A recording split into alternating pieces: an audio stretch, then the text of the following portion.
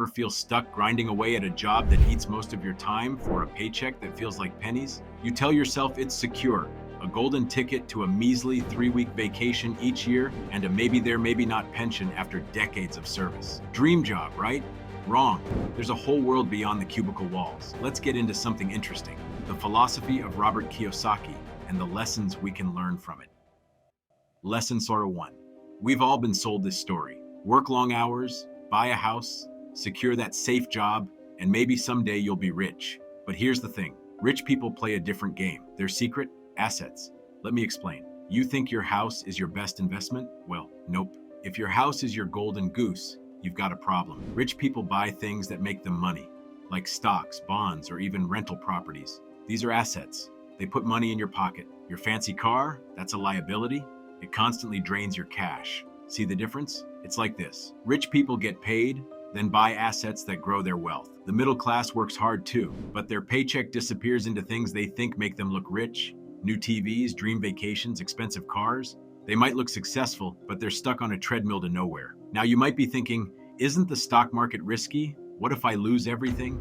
Funny thing is, people happily blow thousands on a car that loses value the moment they drive it off the lot. But investing in something that could grow their wealth seems scary. It's crazy, right? There's a whole new world out there, and it's time we stop playing by the old rules. Okay, so we talked about assets and liabilities, but there's another wrinkle the rich have in their pockets. Corporations. These aren't just fancy offices with board meetings. Corporations are like magic shields that protect your wealth and help it grow even faster. Remember Robin Hood, the guy who stole from the rich to help the poor? Well, taxes are kind of like the opposite. They take a chunk of your paycheck to help those who need it most. But the rich are like those cunning foxes. They've figured out ways to work the system so they don't lose as much money to taxes. One of their biggest tricks is corporations. These businesses act like separate people from their owners. So instead of paying taxes on all their income, they can pay for a lot of business expenses first, which lowers their taxable income. It's like a magic loophole that lets them keep more of their money. Corporations are also great shields.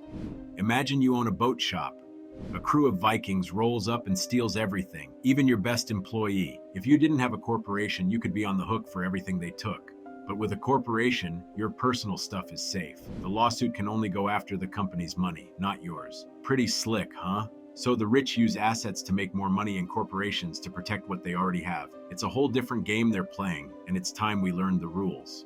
Lesson 3. Now we know how assets and corporations help the rich. But most people focus on the wrong thing, their income. They grind away at school for a fancy degree, hoping to land a high-paying job. But the rich, they're all about building assets, things that make them money, like businesses or stocks. Robert Kiyosaki, the author of Rich Dad, Poor Dad, is a great example. His poor dad, a highly educated PhD, always struggled financially. But his rich dad, who didn't even finish high school, built a fortune. Why? Because the rich dad focused on acquiring assets, while the poor dad chased a bigger paycheck. See the difference? Most people freak out if their salary gets cut a tiny bit, but if their stock portfolio dips, they shrug it off as bad luck. It's crazy. We take our salary personally, but not the things that could actually make us wealthy. That's a recipe for staying broke. Here's the thing. You gotta take charge of your investments. Don't be afraid to learn and manage risk. Forget the play it safe advice. Lesson 4. Now, you might be thinking diversification is key, but if you're just starting out with a small amount of money, spreading yourself too thin won't get you anywhere.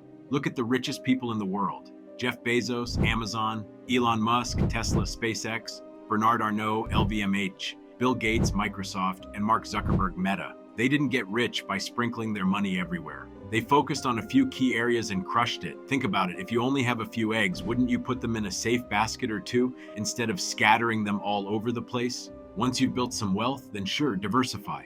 But for now, focus and learn everything you can about your investments. Knowledge is great, and it will help you minimize risk while maximizing your potential. Lesson number 5. All right, so we talked about focusing on assets and how corporations can be your financial shield. But here's the biggest problem of all. Most people never learn the right things about money. Think about it. They say money is the root of all evil. But isn't being broke stressful too? Money is a tool, and like any tool, you need to know how to use it right. Financial education is key. It's the difference between holding onto your wealth and watching it disappear. Look at celebrities like 50 Cent or Mike Tyson. They raked in millions, but ended up broke. Why? Because money without financial smarts is like a fancy car with no driver. It's going to crash. The rich get richer, the poor stay poor, and the middle class drowns in debt because financial literacy isn't taught in schools. We learn about money from our parents, and if they weren't wealthy, well, you're kind of stuck figuring it out on your own. That's where Robert Kiyosaki comes in. He says there are 4 secrets to financial literacy. Accounting. This is like reading financial maps. You got to understand numbers, whether it's a company's report or your own bank statement. Investing. This is the magic of making your money work for you. Understanding markets. This is like knowing the game before you play it. You need to grasp the basics of supply and demand. The law. This is your financial armor. Learn how corporations can protect your assets and minimize taxes.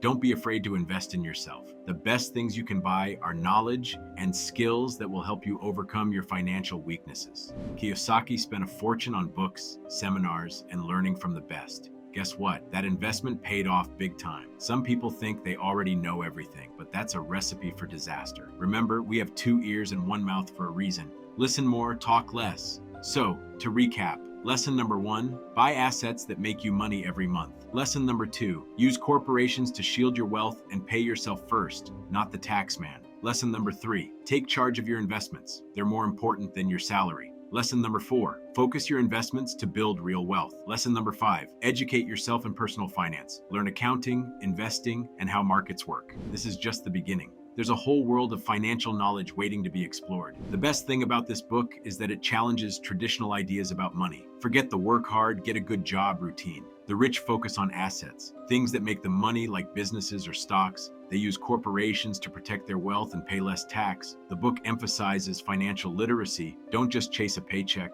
learn how to manage money. Invest in yourself through education and focus on a few key areas to build wealth. This book is a wake-up call to take control of your financial future. It's not about get-rich-quick schemes, but about building long-term wealth through smart financial strategies.